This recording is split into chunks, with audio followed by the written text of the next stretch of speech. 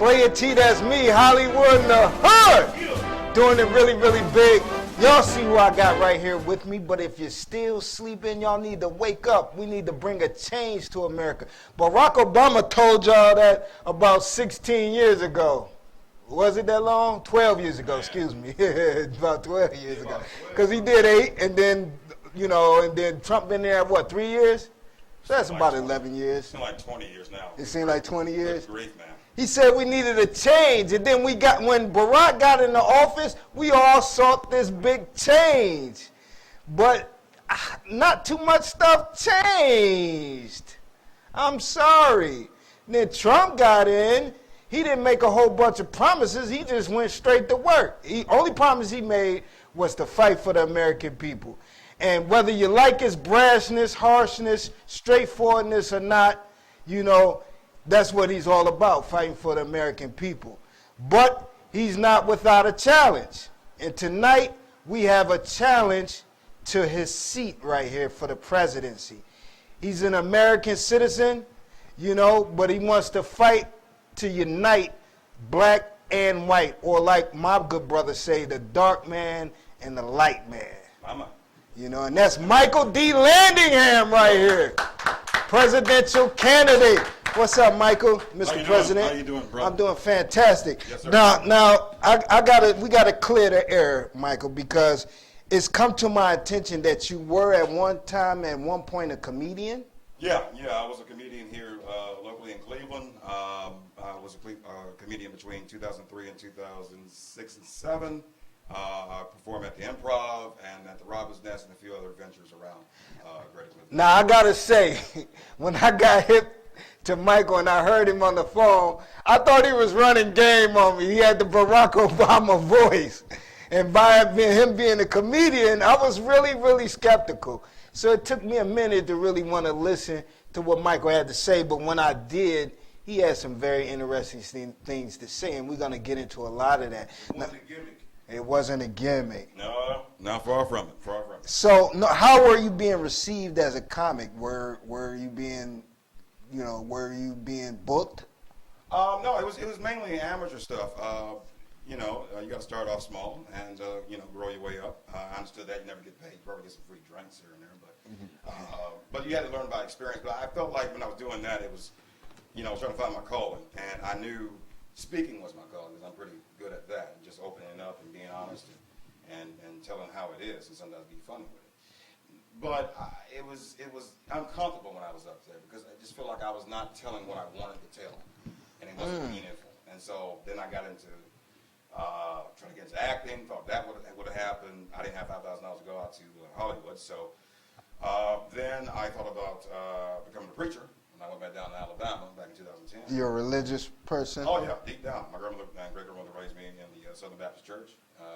Jesus washing the feet and everything like that, and just respect those and honor those, and hopefully they'll do that same way back to you. And beyond color report. So let me get it straight. You'll be doing your stand-up comedy, but you felt unfulfilled because of the things you were saying. You felt weren't meaningful. They was just jokes. Well, you can tell jokes to a point where your main thing is to make people laugh, right? Yeah. But you got to have some meaning behind it. But you just yapping, just a joke, which is okay. But I just feel like I was meant for something more to talk about. Did you ever infuse politics into your stand-up routines? Oh yeah, I did. When Bush was in there, of course. I mean, everybody was talking about him and stuff like that. And if I was doing stand-up comedy now, which that's going to probably be my act, really, against Trump. But overall, I just knew that it was something major that I needed to do. I needed to figure out. And then, like I said, I did the pastor thing. And I kind of felt like how Jesus felt when he felt like he was in his hometown, and they was making fun of him, and so you the Messiah and all this other stuff. Yeah. I didn't want to do all that. I just wanted to preach. So I felt like that wasn't it, because you can fool people inside four walls, but you can't fool people out in the street. You tell the truth. Right. So then I came back up to Cleveland, and back in 2016 we won the championship. I was there for that, and then the convention started. So that's when I started my motivating speaking career. Now, in your stand-up routine, when you did mention politics, would you mention about Barack? Well, Barack wasn't out then. Wasn't Like what his presidency and what it meant to you? You didn't speak No, on none of it that. was Bush. Bush was in office. Bush was in office. I Okay. hadn't heard about Barack until, well, I heard about when he spoke eloquently in 2004 National Democratic National Convention. He Right. spoke there, and it was lovely. It was just the message that we need, and it inspired me to be more involved. I mean, I was already in politics ever since 9/11, so. 9/11 spurred you into politics? Yeah. Whoa, farther than that. Now, a lot of people that's forced them to go into the military. Some people felt compelled to defend the country, so a lot of people went and signed up to go fight over in Afghanistan and all these different places. Right. You know, but you felt like there was a political calling. Right, and I did it. Well, my first start in political stuff was really in environmental issues. Well, because back in the early 2000s, I believe the Cuyahoga River was pretty polluted. So we went door to door to get signatures to put an amendment on the ballot to try to. You did that because what? You cared, or you did it because it was an income? Well, I mean, any job I do, I gotta care for it. You know, I gotta care about it. I remember there was a couple jobs that I worked for, like one mortgage company, where they was like, I knew they was cheating people. You know what I'm saying? The rates was kind of high, and they were telling them it was kind of low, but later on they'll find out. I didn't like it, so I just pretty much quit. You know what I'm saying? So that job. You gotta like that in a future president. See something ain't right for the regular person and want to fix it. That's a good flag right there. That ain't a red flag. That's a green flag right there. And Martin Luther King said, you know, we need people who love humanity, not the love of money. And we need true leaders, and we're lacking that. My grandmother always told me this, is that when it's the darkest, when it's always the darkest, the Lord always shows up at the right time. And it's just a test for us to continue to move forward. And as black people, we've been through some stuff for 400 years. We want leaders to try to have some kind of sensibility about what we've been trying to do. We just want to be known as equals. So you started out in the environmental realm of politics. Right. So have you carried that to what would be your agenda if you were to make it into the White House? Well, my thing is, you know, this is our home. This is the only planet we have. Everything that we put in the atmosphere stays in it. I don't know why people think it goes in space. If it does, then we're going to have an atmosphere.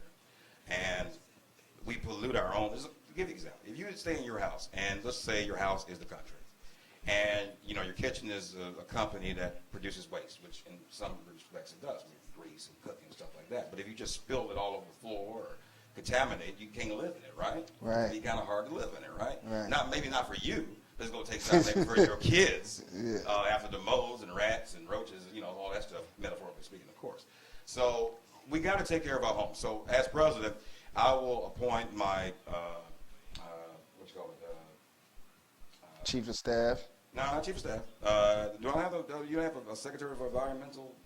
Don't they have that? Yeah. Okay. Well, if they don't, I'll create it. A czar or something to really tackle the climate change, because when you see 80 degrees this year in Alaska, and you got people talking about there's no climate change, you're seeing things. You're not a Jedi Knight. You're not doing no Jedi mind trick on us. We're not stupid. We're living it every day, and it's more about what we live our kids. And I heard about the new Green Deal, and and people, like on the Republican side, they'll just throw out these fearful tactics to scare, people that believe that Green New Deal is going to destroy families. But if we keep going the way we're going, you got to look at the food supply. We right here with Michael D. Landingham, presidential candidate 2020. Now, Mike, before we went to break, I wanted to know, when did it go past environmentalism for you, and you start thinking about, getting serious about what's going on in America, period? Well, like I said, it changed during the Bush administration.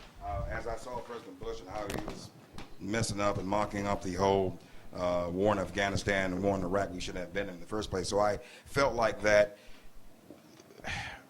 the power structure that's been holding this country with the white supremacies and all that other stuff has run aground now.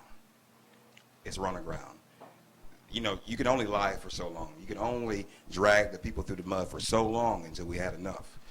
And so I decided to really get more involved. But when Barack got in there, I was happy. I was calm. I was cool. But still, when you have the first black president, there's going to be some drawbacks. When everything's first, you always have some drawbacks. First airplane, the first bus, the first car. You always going to have some bugs or some setbacks. And with me, we're seeing how Barack was being treated, and then now you have Trump in there, and now the same people who are saying all these bad things about President Obama, Trump is doing it, and they're not saying anything. So there's a full disconnect between our government and the people. So when I did some research about running for president, it was like, it was meant for the common man. You know, a lot of people have told me, so you can't run for president because you got to be a senator, a congressman, or, you got to be in government. Well, that's the reason why we're so messed up now. We always, we seem like that we can't do anything in politics because we don't have the power. But we have the power. It's in our Constitution, but we have to fight for it. Why do you believe you'll be able to make a change if a person like Barack Obama, hands were tied while he was in office, if a guy like Donald Trump, who's a billionaire, who doesn't take a salary, yet he's catching flack, what gives you the gall? Well, like I said, those individuals who ran and tried their best to change, first of all, you got to have heart, and you have an understanding of the people. You got to relate with them in a way they can relate with you and trust you. But when it comes to politicians, no one trusts them. I don't care if you're Republican or Democrat. We're already seeing in 2 instances from 2016 and now that they knocked out Bernie Sanders in the Democratic primaries with the superdelegates with Hillary Clinton, and now with the virus, which we can get into detail about that later. But we need a true outsider, but we need a true outsider that knows the game and knows how to change it and flip it. But the unique thing about me is I'm holding the ace up my sleeve. And what do you figure that to be? Well, the whole case, now here's the thing.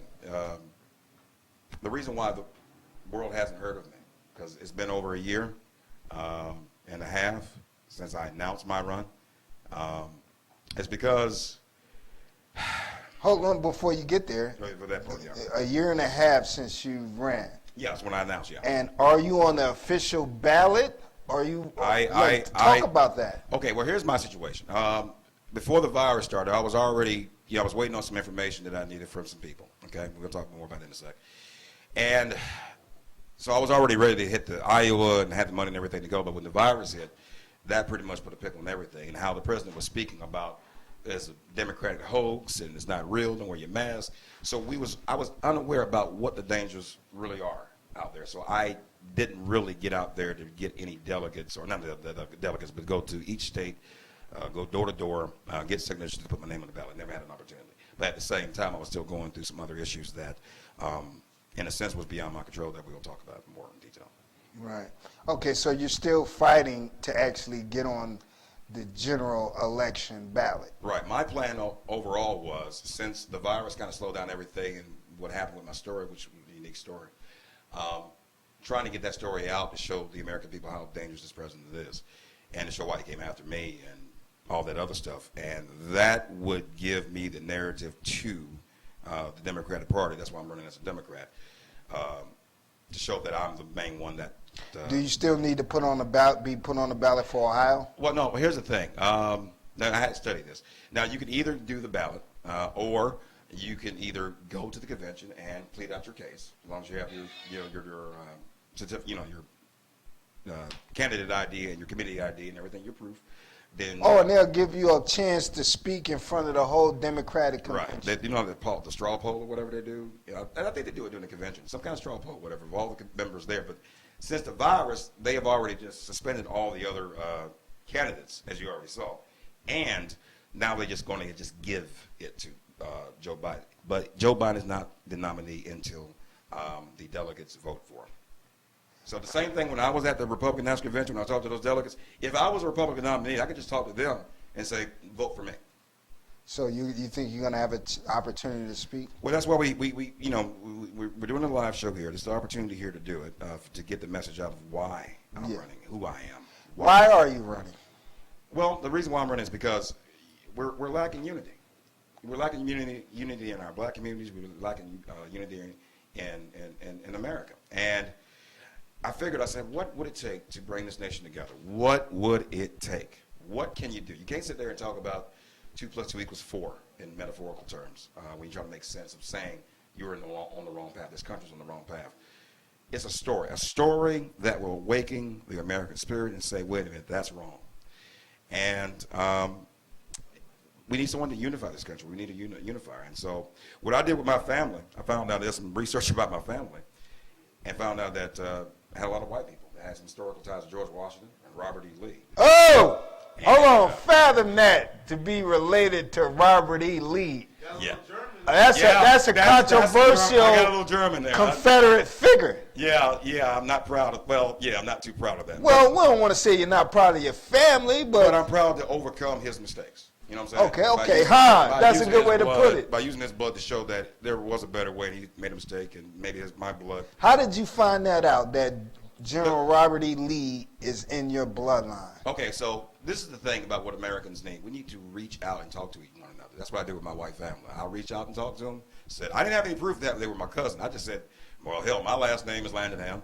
Their last name is Landingham, so hell, it's, it's in the family tree. You start making calls and reaching out to Landingham. Yeah, for 8 years. For black and white. There's black and whites. And you found to be proof positive that some of these people were indeed your family? Yeah, a family from white family from Tyler, Texas, contacted me who voted for Trump after they heard about my story about him, and told me this is the reason why he came after you. And he told about the family history, the family tree, George Washington on his mother's side, because George didn't have no kids. So not only Robert E. Lee, but George Washington. The father of our country, yes, sir.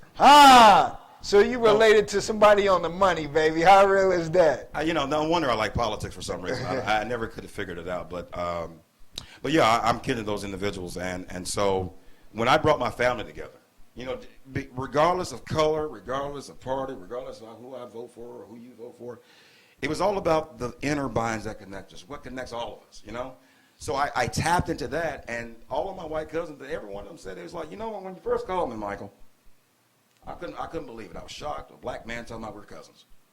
I couldn't believe it. But after I heard you speak, and you were talking about how you felt and everything like that, it was just a curiosity. Every Landingham has a curiosity. Every human being has a curiosity overall about each other, about learning and growing. Right. And when I did that with my family, I thought, well, this is what the country needs. Okay. Yeah, fathom that. You reach out to some long-lost family members on the other side of the aisle. There may be a different class of people, different things they're into, and then you find out that you got common things, and you got things in common. Let me tell you something. We got more in common with white people who is something. And let me say this: all white people are not racist. Let's get that out there straight. Yeah. You got a small minority of individuals that are Republicans, so-called Republicans, that play like that all white people to say. That's what we've been experiencing the whole time. And then on the other side, the white people, their families, teach about how black people are all gangsters and all this other stuff. But there's been a systematic plan for the black man to be painted this way, to paint us into a wall and into a corner, being afraid of one another. I'm not afraid. Are you afraid of being painted as a president as totally for basically people that is of his likeness? I would say this, because here's the thing. I've always heard, like, when you say we always wanted the black president, and then you hear the other side say, well, you can't have a president that always want to look out for you. I don't believe we had a president to ever look out for black people. Really look. Give you an example. A little history lesson. After the Civil War, Congress appointed a general called Oliver H. Howard to lead a Freedmen's Bureau to help African Americans, former slaves, to get them on their feet. And if it was done right, then all the businesses that you see on the corner stores and stuff like that, we would own now that. We'd have been straight living lovely. But Congress didn't appropriate the money. So my plan is to do exactly that. Reparations for all African Americans. And to use the banks, to strengthen small banks to communities, give African Americans an opportunity to open up businesses. Why do you feel that hasn't happened yet? I'm pretty sure there's people with the heart like yours, but why do you think that hasn't happened yet? Most politicians will never say this because, they're afraid of failure. Not failure, afraid of losing their opportunity in the limelight. Instead of just telling the truth and let the limelight show for itself when it comes upon you. Let the truth comes out, then the light will follow. So I would say that the reason why is like that because they're afraid. They're afraid of saying the old method of we were the first kings and queens of this earth. And if we allow black men to get power, we'll take over and we'll kill and all this other stuff. And that's just a fear tactic. That's bull. And whatever's in the past, we learn from it, but we ain't got to repeat it. Let me ask you a real deep question, Mr. Future President. You know, right now, the Middle East is a real big problem. It's been a big problem for every president for the past 40 years. Yes. You know, they can't get it situated. I'm starting to think we kind of want it to be like it is so we can take advantage of what's going on. That's just my personal opinion. But how do you look to change that? Because on your website and in personal conversation, you told me about that. Like, yeah. That's a point of that's a point of view in your mind. Like, tell us about that. How does that look in the Michael Landingham presidency? Well, overall, I don't like how Israel. I mean, don't get me wrong. I love the Israeli people wholeheartedly. It's the leadership is the problem.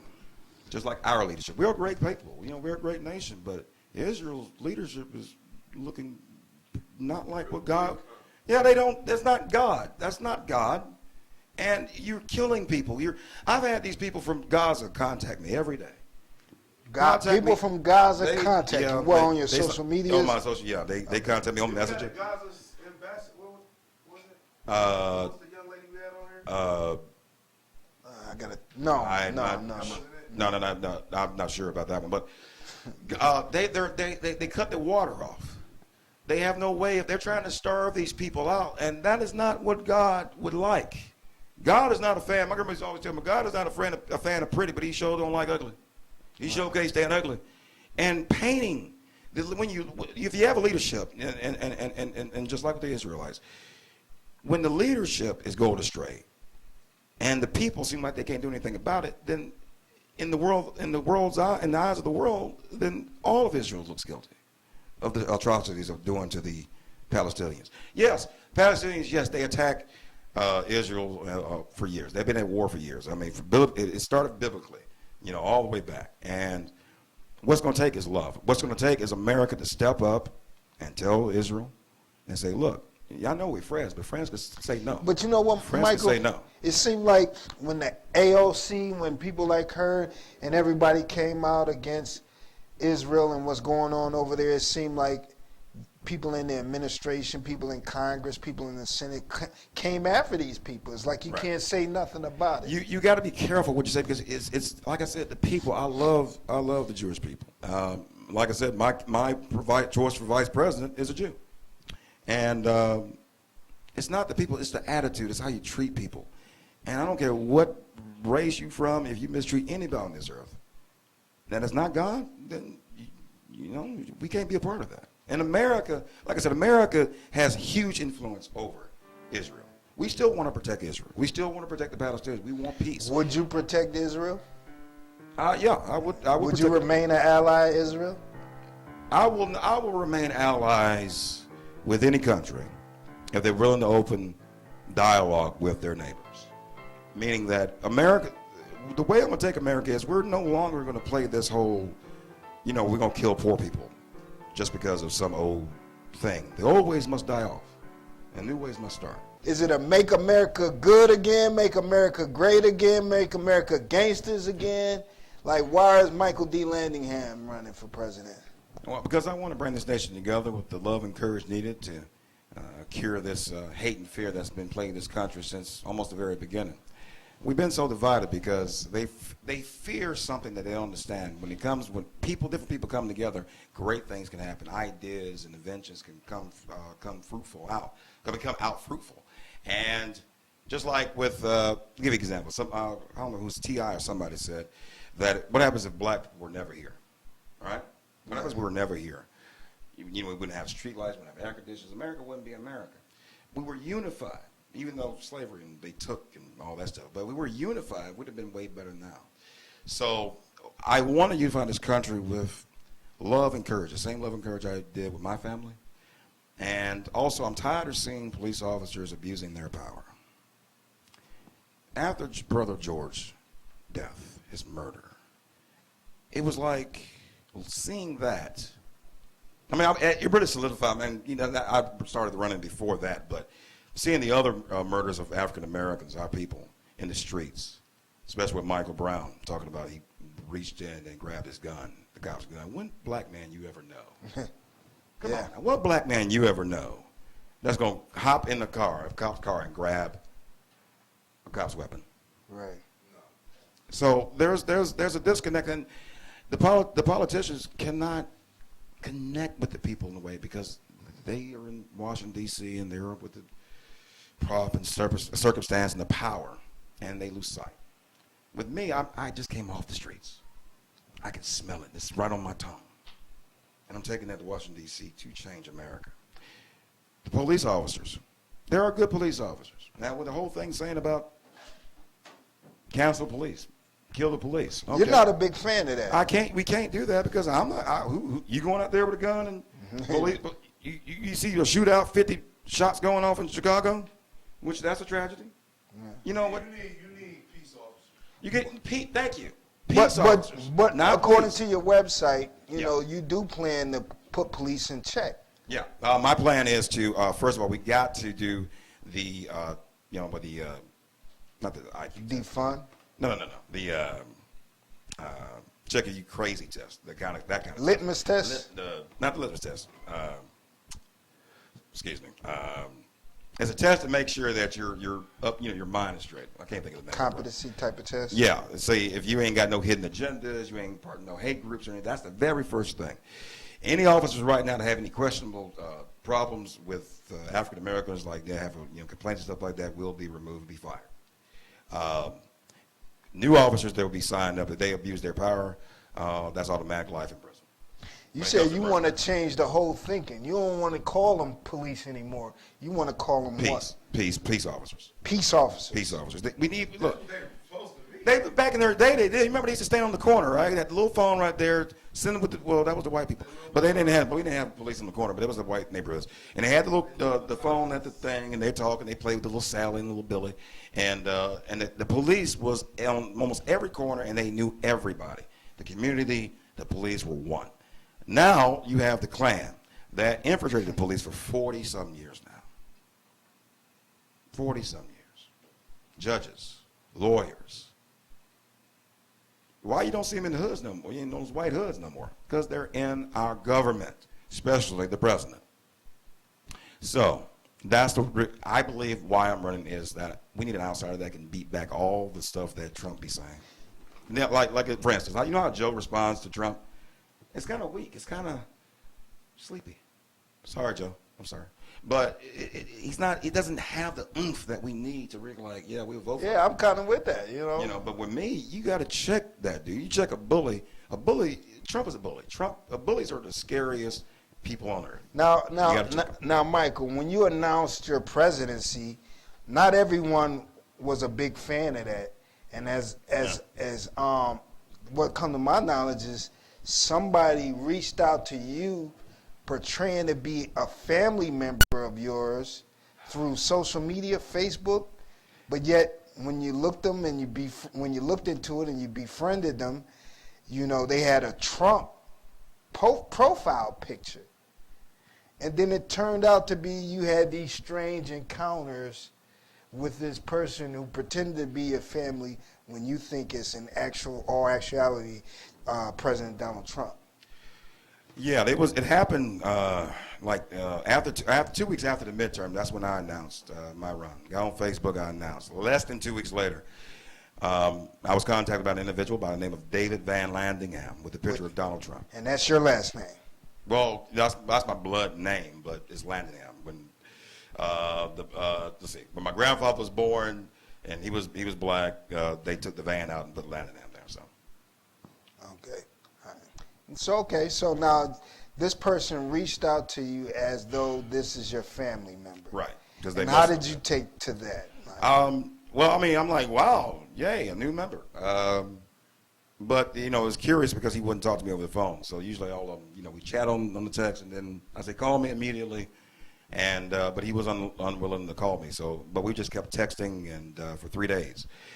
Text for 3 days? 3 days. Saturday, Sunday, and Monday. December 8th, 9th, and 10th. And what were some of the things that you were going back and forth about? On Saturday, it was just like a meet and greet, knowing about me, stuff like that. He said he doesn't like Trump, but why do you have Trump as your profile picture? The only picture, he had. And he made up that Facebook account 30 minutes before he contacted me. So we just Wow. we just talking a little bit. Then on that Saturday, and he said, let's meet up for the Browns game the following Sunday. And so did you all meet that Sunday at the Browns game? No, he wasn't. I mean, like I said, at that time, I didn't think it was him. I thought it was just, A joke. Yeah, You thought a somebody cousin. was catfishing. Yeah, I thought he was really my cousin because usually nobody doesn't, really call and bug me. So you thought it was your cousin, but you didn't go get with him because of what? It just didn't feel right. The next day, it was just like, where you at? And I was like, I'm on my way, and he asked me, and this is where it got really kind of weird. He asked me for 400. You know where some weed at? I'm like, He asked you for some he weed. asked me for, can you get $400 worth of weed? I'm like, I make some call, make know something. I don't know. I don't know. But then he asked me, hey, you know where some coke at? I said, I don't know nothing about that. Nothing about that. So that's all in the text message. And then I just felt like something was telling me, don't leave the house, because he asked me for his address, and he go come pick me up in the black Bentley GT.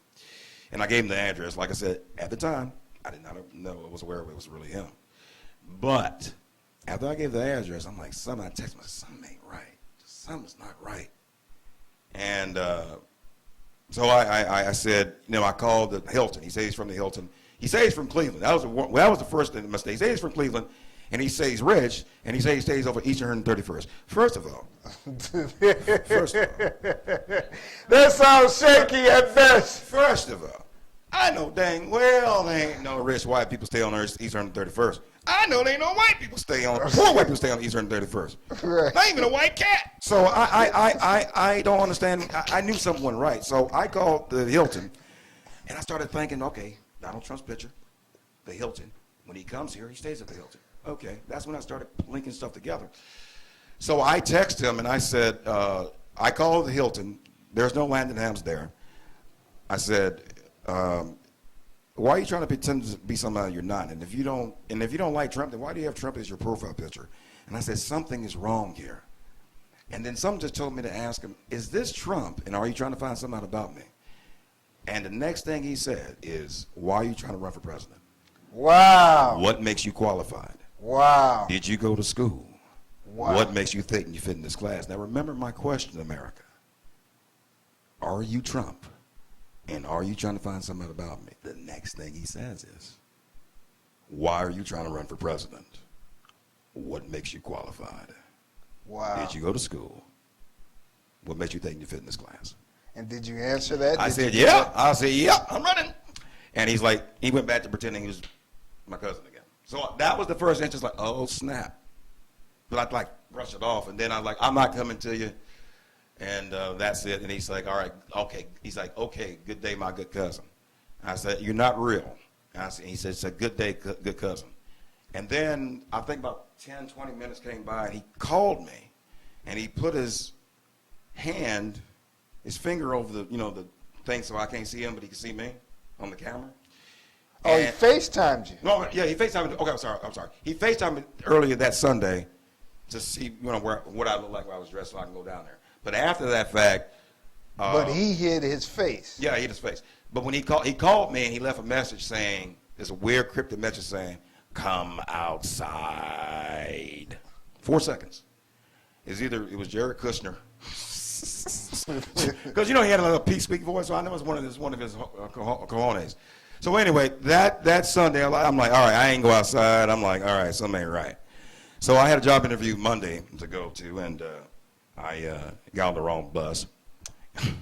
And I didn't get there on time, so I was pretty mad. So I stopped at my brother's house and in the projects over there in 79th and Kinsman on December 10th. And I'm sitting there, I'm drinking a beer. For which you got a video up because you were shaking behind this incident you're about to talk about, where you went to the police department and reported. Right, and right. That video's on your website. That was, man. So go ahead, I didn't mean to stop. So, and I've been waiting to tell this story for a long time, so just bear with me, America. So, as I was at my brother's house, he texted me, as David Van Landingham, and said, I know where you at. You're on 79th and Kinsman. I want you dead and gone. I saw a military helicopter come flying above me as me and my brother was walking to the bus stop to go catch the 14 to go to the 4th District, and he texted me saying he's above me. It was less than 500 feet. It was quiet. Why were you going to go to the 4th District? My cousin was the boss sergeant there, and so she told me if anything happened. And we already called the police already, and we waited on them for about an hour or so, and they never came. So that's why I said I'm gonna go up there and just, it was getting dark. So, and when I got up there, Now, what compelled you to? Something happened before you even got? oh yeah, well he was texting. He was texting me saying he knew where I was. He was texting me saying where I was at and wanted me dead and gone. So I felt like my family was threatened.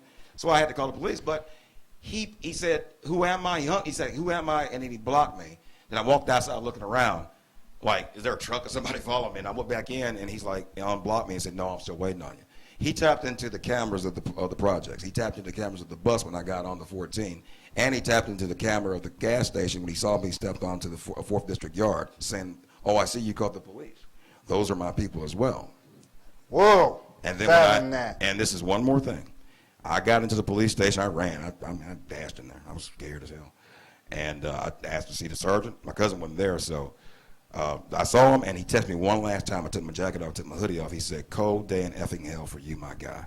Cold effing day in hell for you. I wish I could take that red hoodie and wrap it around your damn face." Now, the reason why Cleveland police called the FBI was because that last part. How did he know what I was wearing?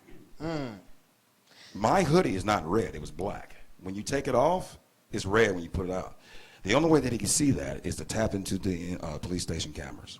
So they said we had to call the FBI. I got on the phone with the FBI. They said, asked me several questions, but they was asking me the question 7 times about the helicopter. The next day I called back up there. My cousin was there, and she told me that everybody in the neighborhood was calling 911, and somebody from the government called downtown and said that the helicopters were out there, and guess why they were out there? Why? Because they were out there to fix power lines. Yeah. I did not know President Trump cares about us so much to fix our power lines with military helicopters. Ladies and gentlemen, all I can tell you is the President of the United States used his military power to come after an African American who has historical ties to George Washington and Robert E. Lee, and at the same time trying to bring my black and white family together. He was in fear of me. Now, you were at one point visited by the Secret Service. Yeah. Talk about that real quick. Well, I was okay. So I'm waiting on the FBI. They haven't come. They still haven't come and showed up. They went and scared my sister half to death. But the Secret Service came to my house October 9th, 2019. I was getting ready to go to work. I was working at the Sprint downtown Cleveland. The next thing I know, they came. My cousin said, "Hey, the Secret Service here." I'm asleep, and I start smiling. "Oh, they're here, huh? Good." Because I contacted them back last August, because the Justice Department told me, since I'm a presidential candidate, and if your life is threatened, regardless if they know you're not, you have to report it. So I reported it. They told me a 48-hour assessment, threat assessment. They'll get back in contact with me. I waited 4 days. I contacted them. They told me the guy that was supposed to be investigating my case decided to take a vacation, but he'd be back Monday. So I waited 2.5 months, and they showed up to my door, a white man and a white woman. Showed me the badges, showed the gun. They was polite.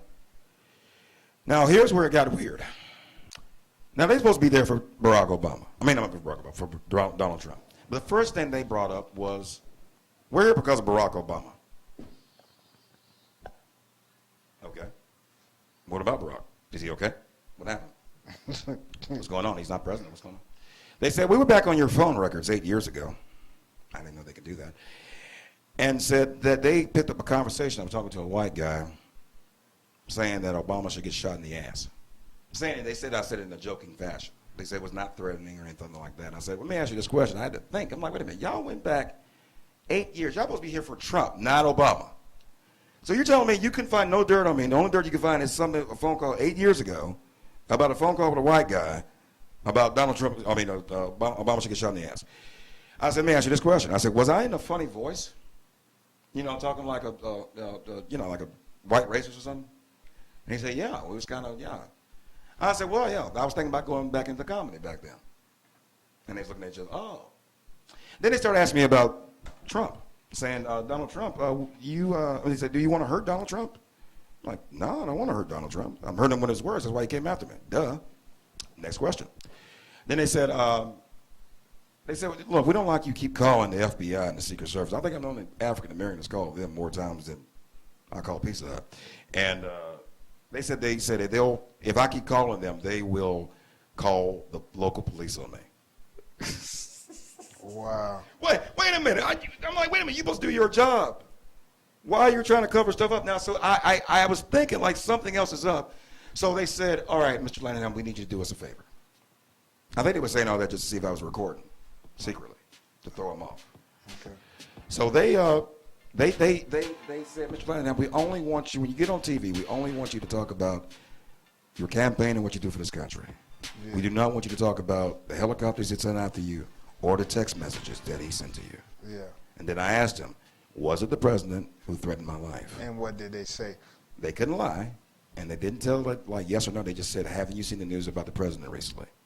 And I mean, my cousin was standing right there. I'm like, what are you talking about? What are you talking about? I'm like, wait a minute, that's a question upon a question. I need an answer. Did the president threaten my life? And they said, Mr. Landingham, haven't you seen the news about the president? And they just like was reading the script. And so I sat there and thought for a minute. I'm like, the only thing that comes to mind the day before was when Trump mentioned about the whistleblower should be shot about the Ukraine call. And so it was a moment of 4 minutes of silence after I said that. Wow. So you took it like as a threat? No, it was a threat. It was him. You can't fly 3 black owned military helicopters in the neighborhood talking about you're fixing power lines. You can't do that. And then somebody from the Army told me, they said that people from the government would say that, like doing special missions in Afghanistan and Iraq, because they use helicopters to rebuild their power structure, you know, their power lines and stuff. So that's their excuse when they're doing a secret military operation. But when you do a secret military operation on American soil against an American citizen, you can't use that excuse on us, man. Yeah. Now I want to ask you something real important. I know you got to go, Mike, and we're going to wrap it up. You know, has your experience right there, that harrowing experience, where you felt your life was threatened because of your candidacy, has that deterred you from running for president, or has that emboldened you? What has it done? It reminds me of a thing my grandmother used to say. She when was down south, and was young, going out in the woods, 5 miles deep in the woods, 5 years old. And she told me, when you see a rattlesnake and it comes across you, you better kill it then, because if you don't kill it then, it's gonna come back and get you later. So, Trump is the rattlesnake. He came across my path, and I was not going to let him go, because my life is on the line still to this day. The only thing that's protecting me is the protection of being a presidential candidate. Well, leave us with a parting word. Leave the American people with a parting word so they will consider voting for you in this election. America, the main reason why you should vote for me is we cannot afford to wait till November to remove this president. His actions, his ill-gottenness to not protect the American people is on purpose because of his puppet master, President Putin. The politicians that are in Washington, D.C. are unwilling and unable to do anything to help the people. And if we don't have a true outsider to really step up and remove him now with a story like no other story in American history. This is history, what we're going through right now. I said a year and a half ago that if the American president comes after me, lonely me, nobody know me, I just announced, what would he do to keep power? And a year and a half so later, we see COVID-19 affecting over 5 million Americans. Now, I don't know what they're thinking. They think it's going to stop at 300,000. The prediction of about 1.2 million to 2.2 million, if you got 500 million cases, yeah, it could happen on purpose. We need someone that can fight for us immediately, without delay, and care about this country and its people. I'm asking for your vote. I know it seems like I'm coming in late, but another thing my grandmother always said was, when before God comes, it always gets darkest. It's always, when it gets darkest, that's when you think he's not going to show up and everything like that. But then all of a sudden, a light shines through the tunnel. America's not done. Only we need to come together. My campaign is willing to work with all peoples, all races, to show unity, love of country. Lady Liberty is crying out for help. We are the only ones, not the politicians in D.C., us. Hey, thank you, Michael. Appreciate you. Good luck with your candidacy, man. And yo, much love out there, y'all. Player T, that's me, Hollywood in the Hood.